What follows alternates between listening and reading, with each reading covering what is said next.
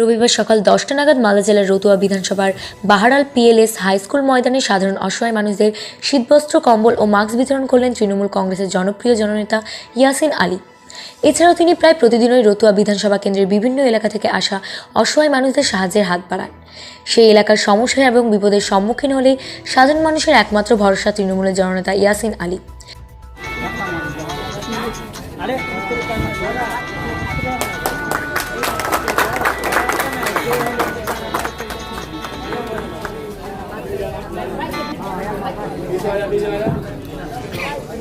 আমাদের কাছে খুব আনন্দের, জোরে একটা হাততালি এত সুন্দর উদ্যোগের জন্য। আমরা খুব আনন্দিত যে অসহায় মানুষের পাশে আমরা দাঁড়াতে পেরেছি এবং তাদেরকে সাহায্য করতে পারছি। ধন্যবাদ। বর্তমান পরিস্থিতি করার জন্য আমাদের সাহিত্য জনসেবা এবং জনকল্যাণ ফাউন্ডেশনের পক্ষ থেকে শুধু বস্ত্র নয়, তার সাথে মাস্ক দিয়ে সাহায্য করছেন। আমাদের সবাইকে আমার সালাম, নমস্কার, ছোটদের ভালোবাসা জানাই। আজকে অনুষ্ঠানে উপস্থিত আছেন আমাদের রতুয়া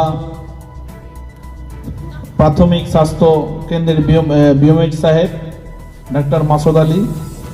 এখানে উপস্থিত আছেন আমাদের থানার এসআই আইনন্দা। উপস্থিত আছেন আমাদের এই স্কুলের প্রধান শিক্ষক মহাশয়। এখানে উপস্থিত আছেন এই স্কুলের একজন শিক্ষক। আমার একটা নতুন এনজিও আছে সাহিত্য জনসেবা ফাউন্ডেশন, তার উদ্যোগে এখানে ব্লাড ডোনেশন ক্যাম্প করা হয়েছিল এবং দুস্থদেরকে কিছু বস্ত্র বিতরণের অনুষ্ঠান ছিল। কতজনকে দেওয়া হবে? প্রায় 200 জন দুস্থদেরকে বস্ত্র দেওয়া হবে। কি বার্তা দিতে চাইছেন? এটা একটু মানে করোনা আবহে এমনি আর্থিক সংকটের সঙ্গে চলছে, এটা উদ্যোগটা খুব ভালো। আমিও আমার ব্যক্তিগত দিক থেকে আমাদের বিধানসভায় প্রায় 15,000 দুস্থদেরকে দিব, এটা লুধিয়ানা থেকে আনাচ্ছি আমি। এখন শীত চলছে, এই শীতে ঠান্ডার প্রকোপ থেকে বাঁচার জন্য এটা উদ্যোগ। একই দিনে রতুয়া বিধানসভার বাহারাল অঞ্চলের ঘুরঘুরামুনি বুথে ঢালাই রাস্তার কাজে শুভ শিলান্যাস করলেন তৃণমূল কংগ্রেসের জনপ্রিয় জননেতা ইয়াসিন।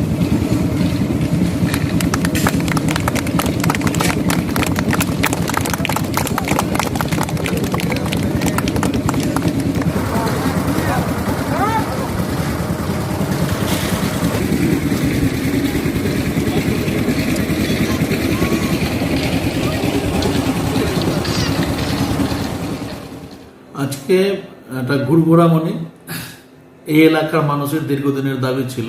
বর্ষাকালে এইখান থেকে প্রচুর স্টুডেন্ট খানপুর স্কুলে পড়তে যায়, ওরা দীর্ঘদিন থেকে দাবি রাখছিল পাকা রাস্তার জন্য। সেটা আজকে আমরা তাদের আশাটা পূরণ করলাম, আমরা রাস্তায় উদ্বোধনে এসেছিলাম। প্রায় 6 লাখ টাকার স্কিম ছিল, 200 মিটার হবে।